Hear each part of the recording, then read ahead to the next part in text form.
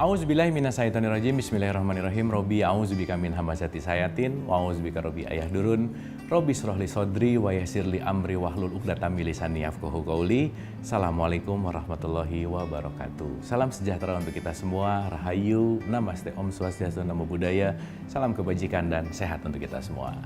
Kembali lagi belajar bersama saya Abu Marlo, dan kita akan banyak meniti ke dalam diri lagi untuk belajar kesadaran lagi, untuk sama-sama membuka pendengaran, penglihatan dan hati kita yang semoga bermanfaat, membawa pengetahuan yang lebih baik lagi, dan yang paling pasti kesadaran kita lebih baik lagi. Kita mulai dengan menghening agar kita hadir utuh di sini saat ini. Hati kita akan lebih terbuka, pintu hikmah akan lebih terbuka ketika kita pikirannya tidak terlalu sibuk. Maka yang pikirannya sekarang masih loncat depan, loncat belakang, yang masih sibuk, yuk kita hadirkan diri kita utuh di sini saat ini dengan menghening. Menghening dimulai.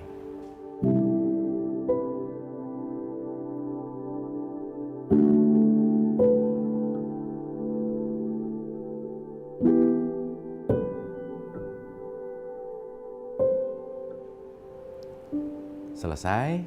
Terima kasih. Semoga kita sudah hadir utuh di sini saat ini, mempersiapkan diri kita untuk belajar lagi. Hari ini kita akan berbicara sejarah manusia. Kenapa kita terjadi gitu? Kenapa? Kalau ditanya makhluk Tuhan, makhluk Allah yang paling mulia dan sempurna, semua jawabnya manusia. Kalau ada kata paling, itu kan pasti penciptaannya nggak mungkin di awal. Hasil research itu kan dinamis, dan yang paling itu pasti melalui tahapan yang sangat panjang gitu.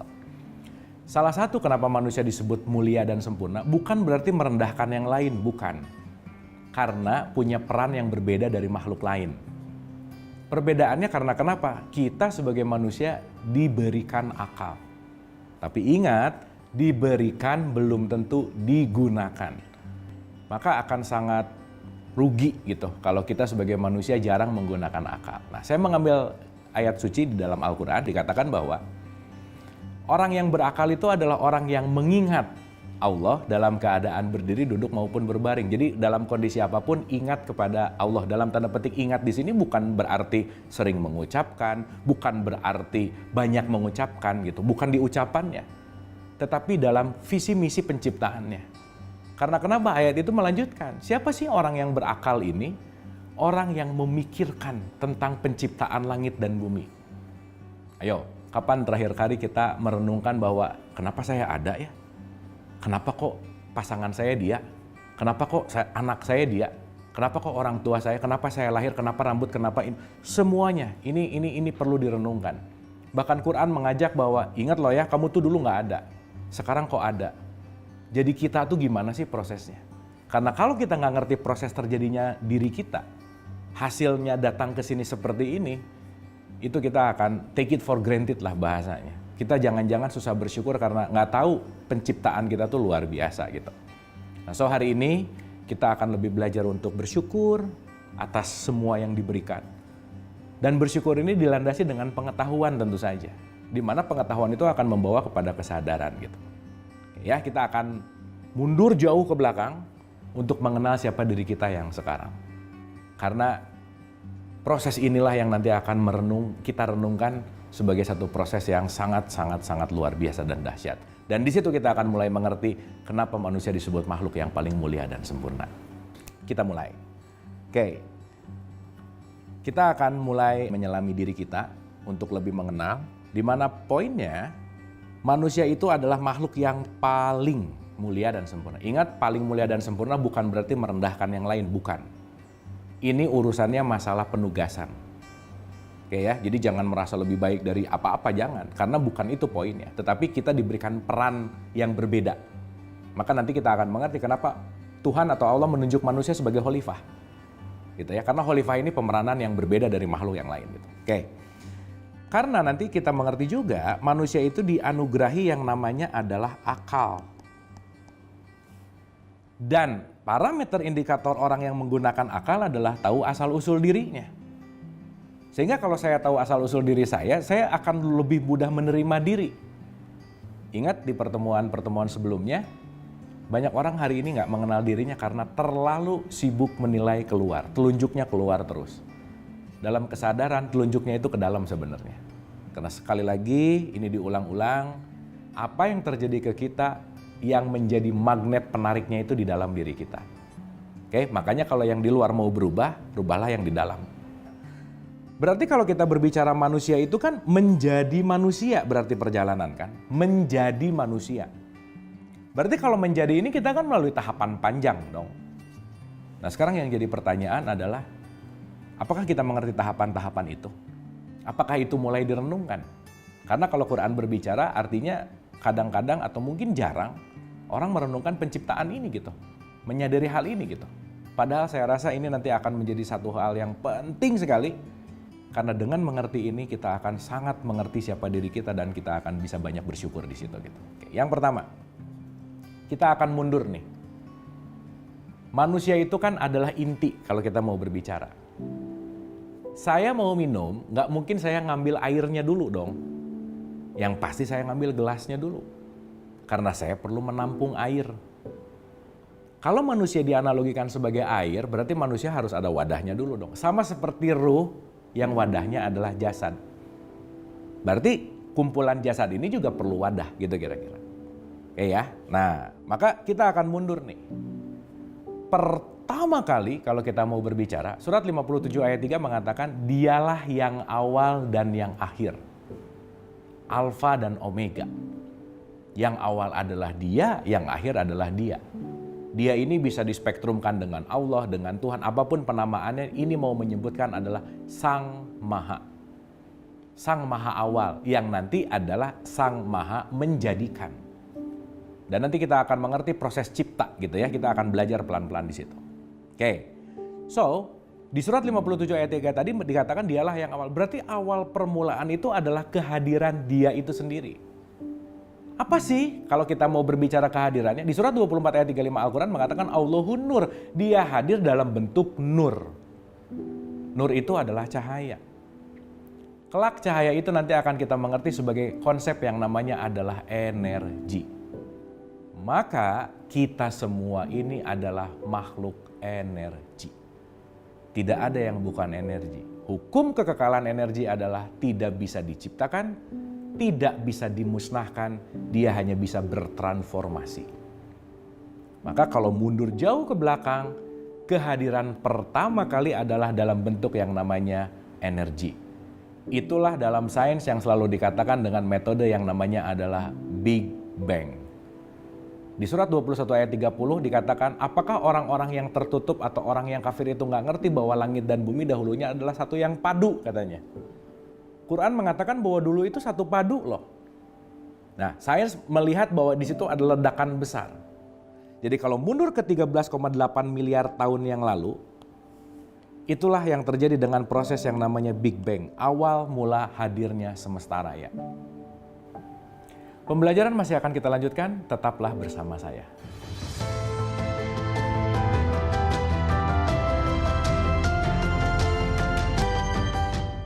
Masih bersama saya Abu Marlo, mari lanjutkan pembelajaran. Oke, setelah proses Big Bang itu terjadi, kan pada akhirnya kan mau bikin manusia. Gitu ya, 387172 dikatakan ketika Allah berfirman kepada malaikat, wahai para malaikat, aku akan membuat khalifah. Aku akan membuat manusia dari tanah. Maka semuanya adalah proses untuk pembuatan kita sebenarnya. Dimulai dari Big Bang. 4,6 miliar tahun yang lalu terjadilah planet bumi. Bayang ya, bikin bumi itu nggak sebentar. Bumi itu hasil karya yang sangat-sangat presisi, luar biasa pembuatannya gitu kira-kira.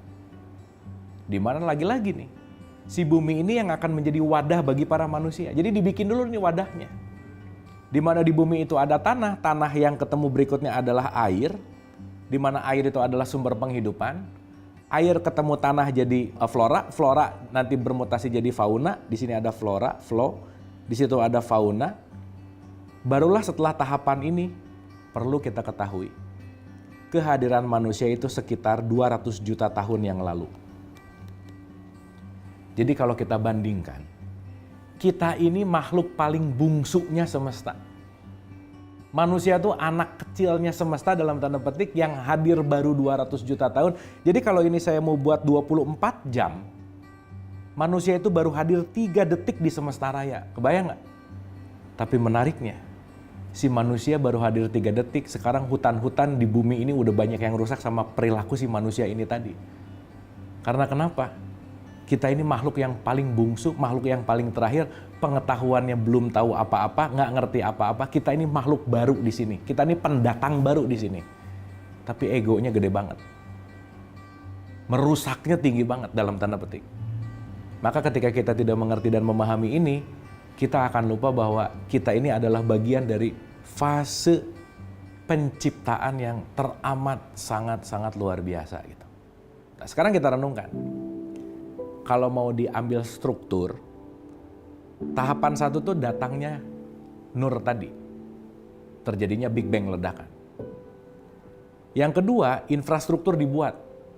Yang ketiga, kehadiran sumber kehidupan air. Keempat adalah flora. Kelima adalah fauna. Dan keenam ini adalah yang namanya adalah manusia. Maka di surat 57 ayat 4, kenapa ada kata-kata aku ciptakan langit dan bumi dalam 6 masa? Sitati ayan. Di situ ada 6 masa penciptaan di mana jadinya manusia ini luar biasa banget. Kita renungkan. Bikin matahari, cost-nya berapa sih?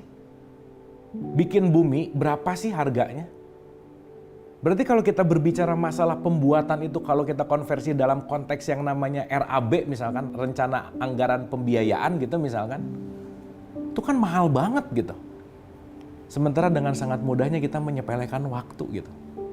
Menganggap waktu ini nggak ada harganya dalam tanda petik. Padahal menciptakan waktu itu perlu sangat luar biasa effort kalau kita mau berbicara tentang itu gitu. Sehingga kenapa sih selalu dikatakan bahwa sedikit dari kamu yang bersyukur? Jangan-jangan nggak ngerti cerita ini gitu.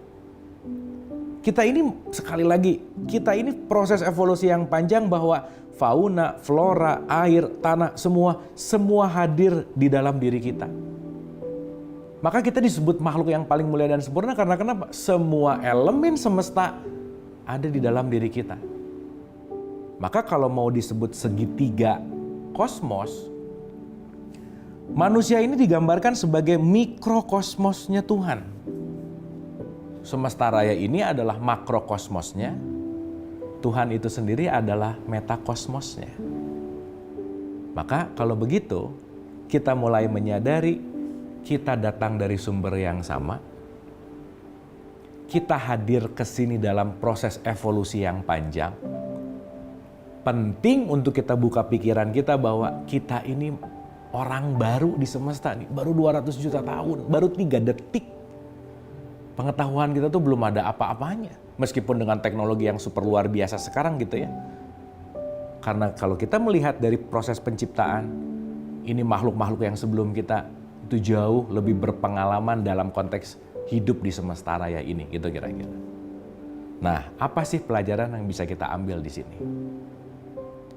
Kalau kita menyadari kita ini akan dijadikan khalifah. Khalifah itu artinya adalah pengganti.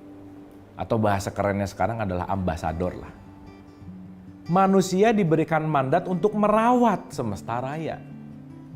Semesta ini semua adalah satu dasar dari konteks yang sumber yang sama. Ini semua adalah untuk kita rawat gitu.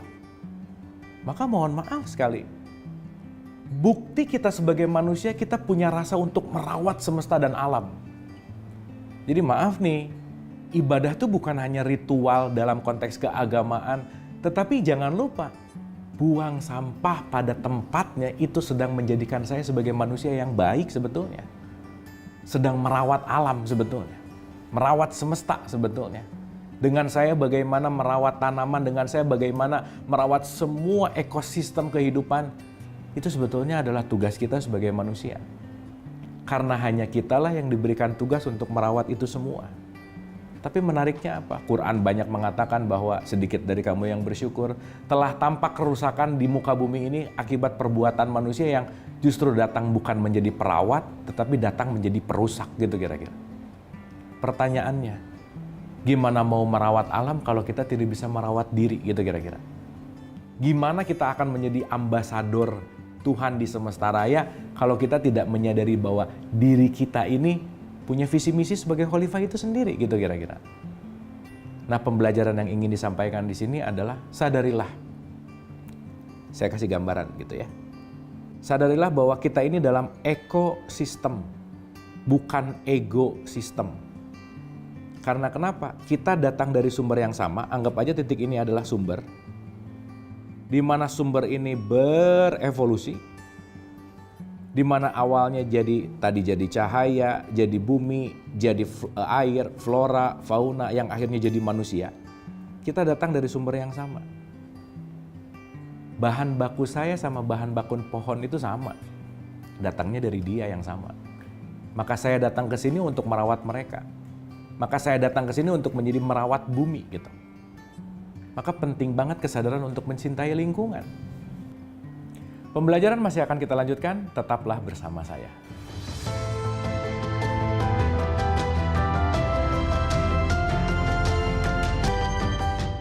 Masih bersama saya Abu Marlo, mari kita lanjutkan pembelajaran. Sekali lagi, kita ini adalah khalifah. Nah, poinnya apa sih? Poinnya apa di sini? Sekali lagi, ini disebut ekosistem. Kesatuan, bukan ekosistem. Jadi jangan ngerasa saya lebih baik daripada makhluk yang lain, nggak bisa. Kita kalau nggak ada tumbuhan, nggak mungkin hidup. Sumber makanan kita dari tanah. Terjadinya anak dalam tanda petik ketemu sperma sama ovum, sperma yang oke itu di dalamnya ada protein, itu datangnya dari tanah juga. Dan ini semua adalah ekosistem. Kalau kita tidak merawat, bagaimana semesta akan merawat kita? Maka tugas kita adalah merawat itu sendiri gitu. Saya kasih gambaran sederhana. Yang pertama, ketika kita sebagai ambasador tadi, khalifah tadi, kalau saya sedikit pinjem dari bahasa yang sering dipakai di Bali gitu misalkan, namanya adalah Trihita Karana. Dan itu yang menjadi poin penting dalam kehidupan. Trihita Karana ini adalah harmony with God, harmony with nature, dan harmony with people. Mungkin dalam tradisi kalau kita pakai bahasa Arab yang sering kita dengar, itu yang disebut dengan yang namanya hablum minallah, hablum minanas, dan hablum minal alam. Ya, kita gambarkan. Karena kadang-kadang ini terpisah. Kadang-kadang ada yang ngomong gini nih, aduh itu hablum minallahnya bagus banget, tapi sayang hablum minanasnya nggak bagus gitu. Seakan-akan hablum minallah sama hablum minanas ini sesuatu hal yang terpisah. Enggak padahal. Ya, kita lihat. Yang pertama, harmony with God, hablum minallah.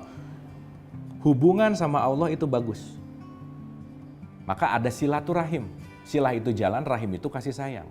Maka bersilaturahim itu sedang menjaga hubungan penuh dengan kasih sayang, hubungan dengan Allahnya bagus, menimbulkan hubungan dengan sesama manusia juga lebih baik. Itulah yang disebut dengan yang namanya hablum minannas kepada manusianya, atau harmony with people. Tapi ini yang nomor 3 tuh jarang banget diucapkan. Hablum minal alam, harmony with nature, kepada alam.